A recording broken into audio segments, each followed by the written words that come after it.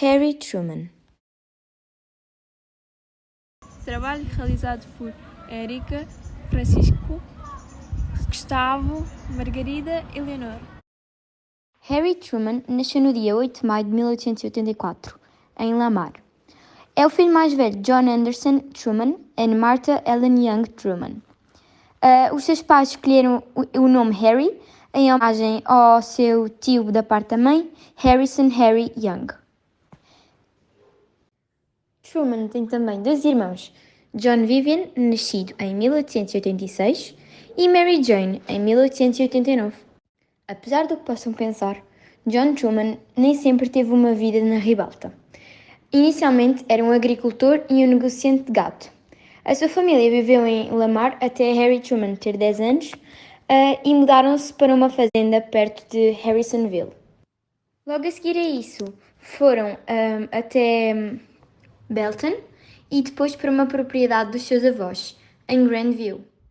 Truman, desde jovem, sempre foi um homem com muitos interesses, sendo os que mais lhe interessavam nesta época e tomavam a maior parte do seu tempo os seguintes: a música, a história e a leitura. Todos estes interesses eram encorajados pela sua mãe, com quem tinha uma bastante boa relação e a quem, sendo presidente, pedia frequentemente conselhos não só políticos, mas também a nível pessoal. Apesar de ter muitos interesses, como já disse anteriormente, sem dúvida o que Truman se interessava mais era a música. Acordava todos os dias às 5 da manhã para praticar o piano, até aos 15 anos, 2 vezes por semana. Truman chegou à presidência em 12 de abril de 1945, após a morte de Roosevelt. Na sua presidência, os Estados Unidos terminaram a Segunda Guerra Mundial. A tensão com a União Soviética cresceu após o conflito, iniciando a Guerra Fria. Seu primeiro cargo foi de oficial do condado e em 1934 ele foi eleito senador dos Estados Unidos. Como vice-presidente, Truman mal viu o presidente Roosevelt e também não recebia informações sobre o desenvolvimento da bomba atómica ou as dificuldades que acabavam-se por desenrolar com a Rússia. Quando, de repente, esses e outros problemas, também sobre a guerra, tornaram-se um problema para Truman resolver quando, a 12 de abril de 1945, ele se tornou presidente. O presidente Truman teve de tomar algumas das decisões mais cruciais da história. Quando a guerra contra o Japão começou a chegar à sua fase final, houve um apelo feito urgente ao Japão para ele se render, só que foi rejeitado. Truman, após consultas com os seus conselheiros, ordenou que as bombas atómicas fossem lançadas sobre as cidades dedicadas ao trabalho. Essas cidades eram Hiroshima e Nagasaki. Em seguida, houve a rendição japonesa rapidamente. Em junho de 1950, o governo comunista da Coreia do Norte decidiu atacar a Coreia do Sul e Truman conversou com os seus conselheiros militares para discutir sobre a situação. Uma luta longa e desanimadora seguiu quando as forças da ONU mantiveram uma linha acima da antiga fronteira da Coreia do Sul.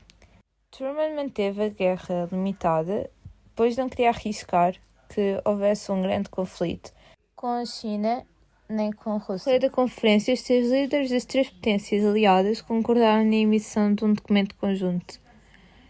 Estes líderes foram o presidente Harry Truman, dos Estados Unidos, e o general Chiang Kai-shek, que é o chefe do governo nacionalista da China.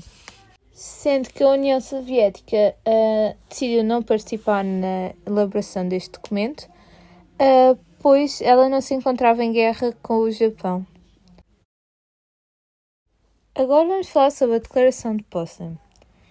Este documento foi emitido no dia 26 de julho de 1945. Durante uma conferência onde foi emitida esta declaração, Estavam reunidos os vencedores da guerra e a Alemanha, que umas semanas antes tinha-se rendido.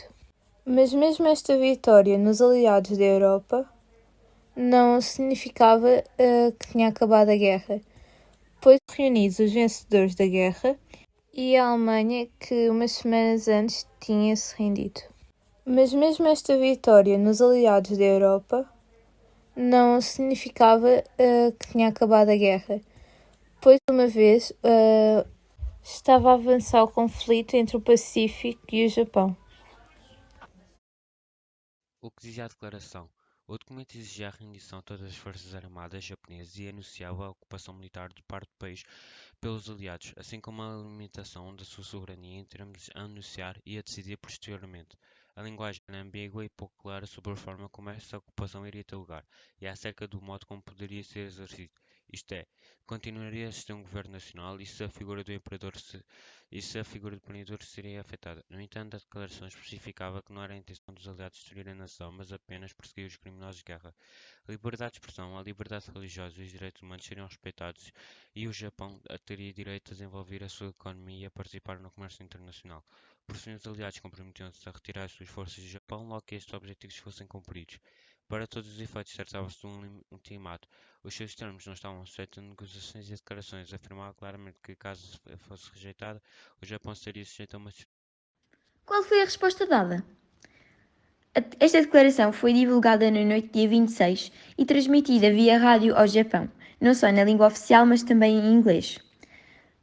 Os aviões norte-americanos lançaram milhões de folhetos por todo o território do Japão com o texto, mas nada circulou pelos canais diplomáticos, pois o governo japonês estava dividido acerca da decisão. Acabaram por responder de forma hesitante e ambígua para ganharem mais tempo e tentarem negociar e clarificar os termos da rendição. Apesar disso, isto foi entendido como uma rejeição por parte das autoridades norte-americanas. A ameaça de destruição total foi cumprida, com a largada de 2 bombas atómicas, a 6 e 9 de agosto de 1945.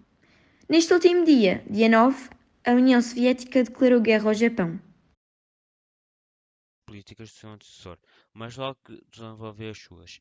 Ele apresentou ao Congresso um programa de 21 pontos, propondo a expansão da Seguridade Social, um programa de pleno emprego, uma lei permanente de práticas justas de emprego e habitação pública e liberação de favelas. O programa, escreveu Truman, simboliza para mim a assunção do cargo de presidente por direito próprio e tornou-se conhecido como Fair Deal.